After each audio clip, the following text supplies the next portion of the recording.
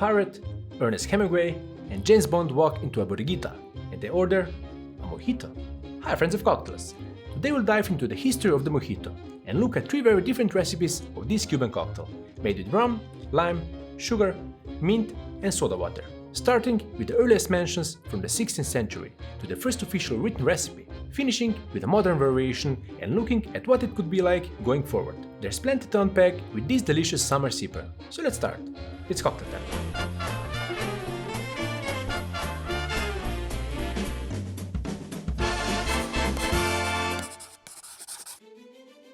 Like is often the case with these old versus new cocktail episodes, the full origins of this refreshing cocktail has been lost in history.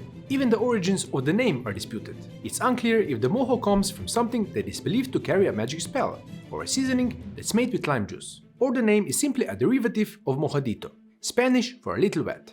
Either way, most origin stories of the mojito point to one man, known as El Draque, or the Dragon. Francis Drake, an English explorer and privateer, arrived off the coast of Cuba in 1586 to plunder the city of Havana for its wealth. Drake left the city untouched after firing only a few shots, and some claim a new drink named the Draque was created in celebration. Another story claims the cocktail was created on Drake's ship when he landed in the south of Cuba, and his sickened soldiers mixed a remedy for their fevers with the help from the locals. It was made from a local cane spirit, limes, yerba buena, and sugar.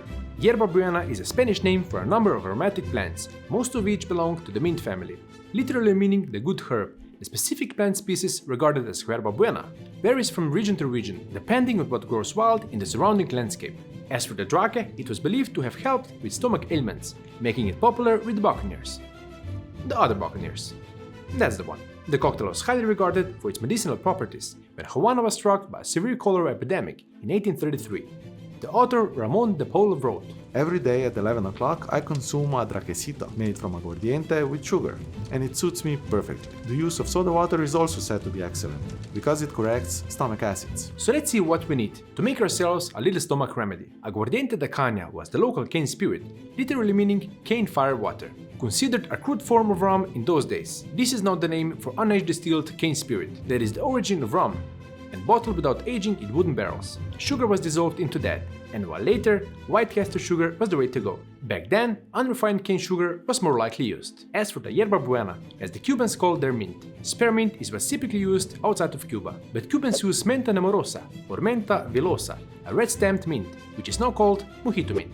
And while you often see limon written in the Spanish recipes, in Latin America that usually means lime, but in Cuba a special variant called limon criollo is typical. It's small, doesn't have much juice, and it's very acidic. I'll just use the limes I have, but super juice might actually bring you closer to that limon criollo taste. As for the recipe for our first cocktail today, I'll use the instructions for the Draque I found in this book, Spirit of the Cane, The Story of Cuban Rum, an engaging and informative book by Jared Brown and Anastasia Miller that delves into the rich but also dark history of Cuban rum, exploring its origins, production process, and cultural significance, while also highlighting Cuban bars, bartenders, and of course cocktails. No ice for this one, as they wouldn't have it available in those days. So let's mix the Draque.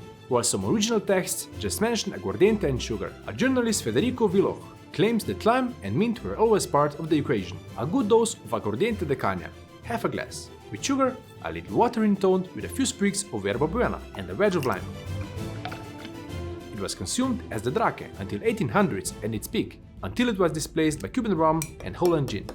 Let's see if it suits me perfectly, like it did for the Cubans back then. With a little practice and a few adjustments to balance the flavors, this could be a really enjoyable drink, and easily something that is enjoyed on the palate, if not for the stomach remedy. In the second part of the 19th century, rum replaced aguardiente in Cuba, and some say that's when the Draque became known as the mojito. Others claim that the mojito was invented thanks to the large number of Americans visiting Cuba between the wars, mostly to escape the prohibition and enjoy Havana's thriving bar culture. Tourists and bartenders probably brought their taste and expertise for cocktails like the mint julep and Tom Collins, which many claim are the origins of the mojito. But no recipe book outside of Cuba had a mojito cocktail in it until 1935. In Cuba, however, we find the recipe named simply the rum cocktail, or rum mojo, printed in 1929, in the simply titled Libro de Cocktail, or the Cocktail Book, by Juan Lacer, with all the parts of the mojito. 1 year later, in 1930, we find the first written recipe for a cocktail named Mojito. This was printed in the Club de Cantinero de la República de Cuba. Manual Oficial, a cocktail book sponsored by Bacardi,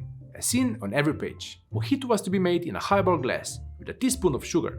half a lime, a glass of rum, a sprig of mint, pieces of ice, and complete with mineral water. This was the official cocktail book of the Cuban Bartenders Club. 4 years later, Havana Club was created. Bacardi has since been exiled from the island. But more because the flavor profile has changed significantly. I'll use Havana Club 3 year for this version of the Mojito. I'll start by putting a teaspoonful of sugar into a highball glass, followed by the juice of half a lime. It's often mentioned in the old recipes that Mojito is not a caipirinha, so don't add the lime or muddle it, but just add the juice. What you'll add is the sprig of mint. I'll also add a tiny amount of soda water and stir to help the sugar dissolve, but also to release the oils from the mint. Then add a glass of Cuban rum. Fill the glass with cracked ice and complete the drink with a soda or mineral water, as written in the recipe. I'll give it a quick stir to mix the ingredients and add more mint for decoration. From 1930 to today, if you get served this on a beach, you wouldn't say no. Cheers! Plenty of mint on the nose. We made a light, refreshing, herbal, sweet and boozy cocktail. The Mojito has good reason to be one of the 3 most famous Cuban cocktails. But was this one of Hemingway's favorite cocktails? Havana's Bodeguita del Medio has a sign note framed on its wall, proudly stating, "My Mojito in la Bodeguita, my daiquiri in el Floridita." But he never mentioned la Bodeguita or the Mojito in his writings, which he often did for his other liquid pleasures. Also, his signature was different, and he was known to enjoy cocktails without sugar, so it's doubtful Mojito was ever his thing. For James Bond, on the other hand, we know he enjoyed his Mojito with a nice view. For me, I've always enjoyed the taste of the Mojito, but was never crazy about getting a salad of mint and sugar in my glass. That's why I've made this homemade Mojito Cordial, the perfect mix of lime, mint and sugar. From blanching, juicing, blending, straining and clarifying, I've gone over the preparation of this cordial a few times. Most recently, when we made a batch Mojito, so just leave a link to that in the description. With this, you'll be making modern, full-flavored but minimalistic looking mojitos in no time. You'll need your light rum of choice. I'm going with Plantation 3 stars, saline solution, soda water, ice, and a mint sprig for garnish. Simply pour 1.5 ounce or 45 ml of light rum into a chilled high tumbler glass, filled with ice cubes or an ice spear. Add 30 ml or 1 ounce of our Mojito Cordial. Classic cocktail time flavor enhancer, 2 drops of saline solution. Top with soda water and turn a few times to mix the ingredients. Spank the mint sprig on the side of the glass and place it on the top. Now that's a good looking drink. Cheers! It has everything you'd want in a Mojito. The aroma, full flavor, it's refreshing, but also balanced from the first to the last sip, which might come faster than you think. I think this is the perfect form of the Mojito, but nowadays progress can hardly be controlled. I'm looking at you, AI engineers, so I wanted to see what could be the next step in the evolution of the Mojito. That's why I created the inverted Mojito, without the help of AI, with mint foam and a sprinkling of matcha powder. No mint at the bottom of the glass, but plenty of Mojito flavor throughout the drink. Check out that episode here. And make yourself a few mojitos this summer, any way you like. I'll see you next week. Cheers, friends of cocktails.